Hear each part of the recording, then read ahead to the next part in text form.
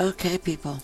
I said I would do another, continue with this trust, no trust issue that it seems like the entire family has, okay? I'm not trying to be mean. I got my problems, my issues. All right. Oh, and happy 2/28, 2018, 7:08 p.m. Happy birthday, Dad. I think you'd be in your mid 80s now, so. All right, well, I've been pretty much all over this thing today, all right? But I haven't been on as much as usual because I go in there and watch TV and mess with my loom and but the trust no trust issue, okay? Uh, that entire family of medical personnel at the time, they either were or had been in medical fields, all right? Nursing, a doctor, one of them, and none of them, even upon request, and I've mentioned this before, visited our house. They went to my husband's younger brother. He's only got one brother, so his brother, they visited him over when he was at Kansas City. Okay, and he was in a medical field position there too. All right, he was the director of nursing, but I believe he's retired now. Never once. My in-laws, I can't stress this hard enough. Never ever visited our house. His former mother-in-law did. She called and said she was going to be in the area returning from some other thing and wondered if it would be all right if she'd stop by and see the kids and maybe bring a few things. And we're like, yeah, sure. Well, see, at the time she wanted to do it, we had a bunch of insulation bags that we had bought to insulate that downtown house. Big old 2-story. It was built in like 1870. And we had to wait, though, for the blower. We were on a list. I guess the deal was the place we got it from had one, and you just had to wait your turn. You go ahead and get your insulation. So we had it all stacked up there on the porch from the floor to the ceiling and 2 or 3 deep. And she just so happened to want to show up at the same time. And about 5 o'clock, her stomach alarm goes off and she comes trotting in there. Well, where's dinner? I'd never met this person before in my life.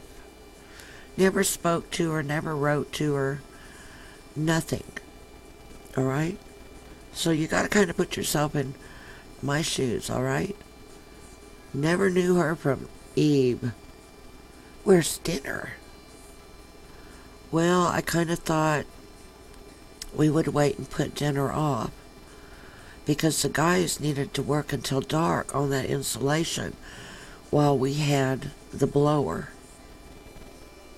And she's like all shocked at this. Like, I had just shot her cat, you know? Well, I guess we'll go over and get some hamburgers, pointing at her granddaughter, and bring them back.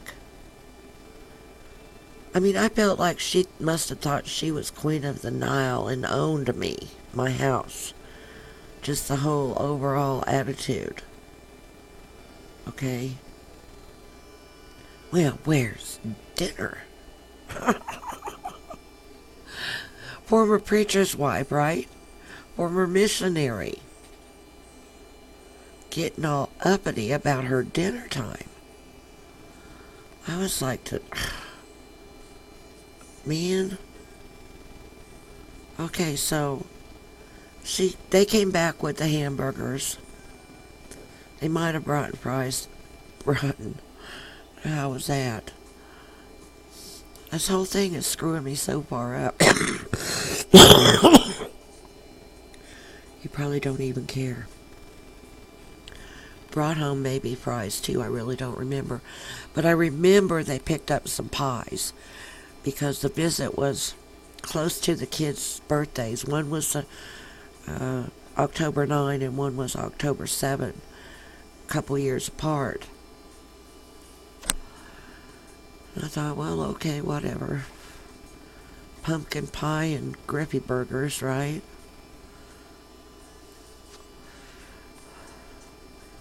And we ate them.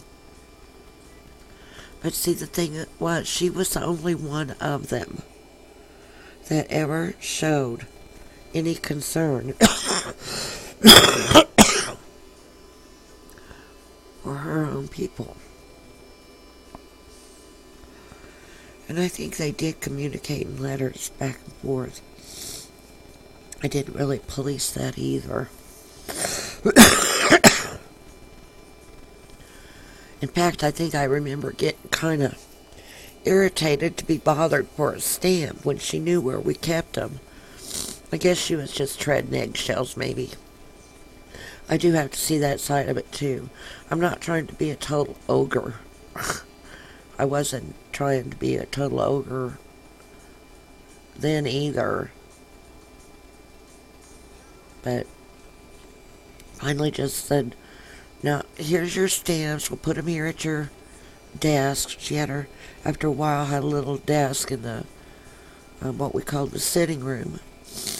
Because we had moved our TV and entertainment stuff, most of it, back to a little family room in the back of the house. So we could have a room up front that was always just nice and neat when people come over. They didn't see people plopped on the couch or, big bowl of popcorn sitting in their lap or whatever.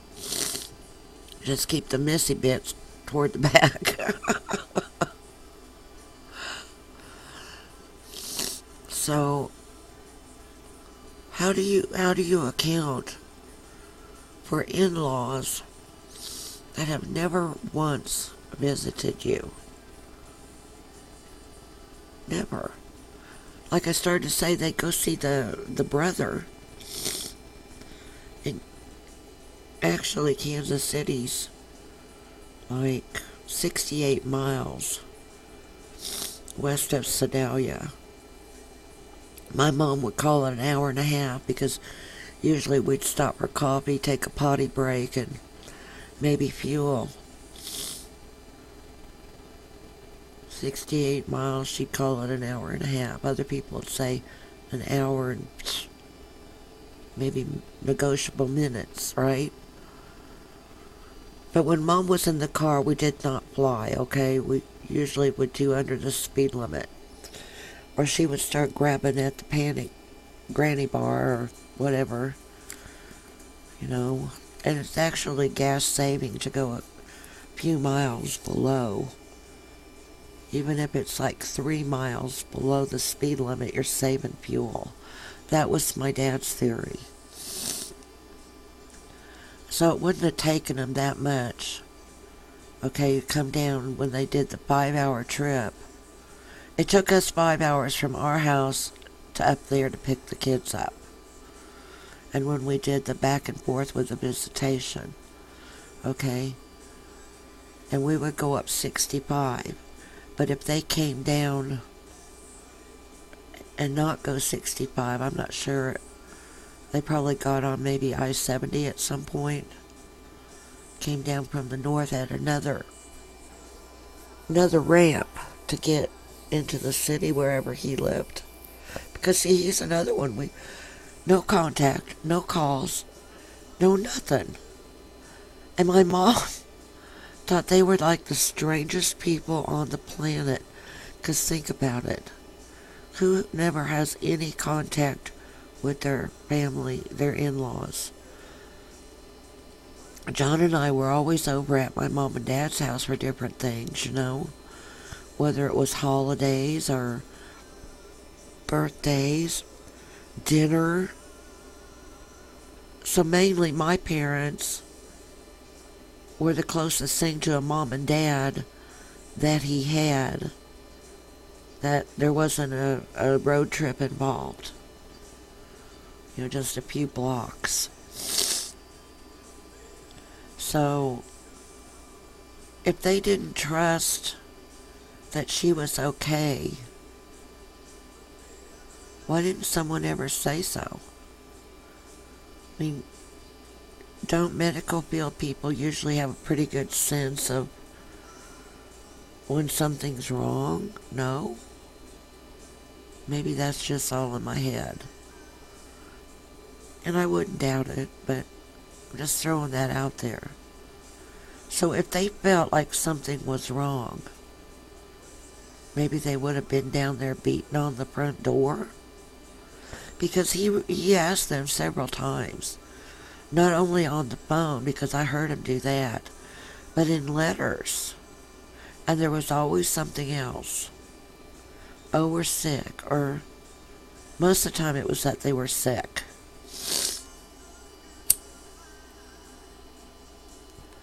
And like I said in the video or screencast before this, the mother never stepped foot in that house once. And I went into a little bit, well, where's her mistrust issues? Because she should have warned us of her daughter. Sip of coffee. When it's all said and done, we deserved at least a warning of the very thing that she had typed in a letter in the deposition or somewhere.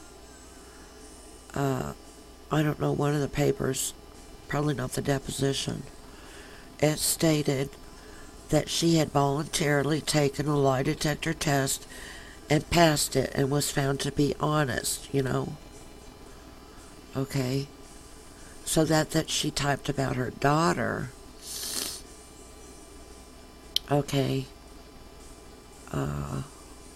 would have been the thing she should have warned us of in 93 before the divorce decree modification became permanent change to John being the primary caregiver. Okay, can you see where it's totally lacking any sort of brain? It's like totally thoughtless. And the daughter's total lack of mistrust. Like, please don't make me go back to the crazy rapist when I'm done with my report. Please, social worker. Please find me someplace else to go. Take me with you. I'll be good. Something like that. Where is that?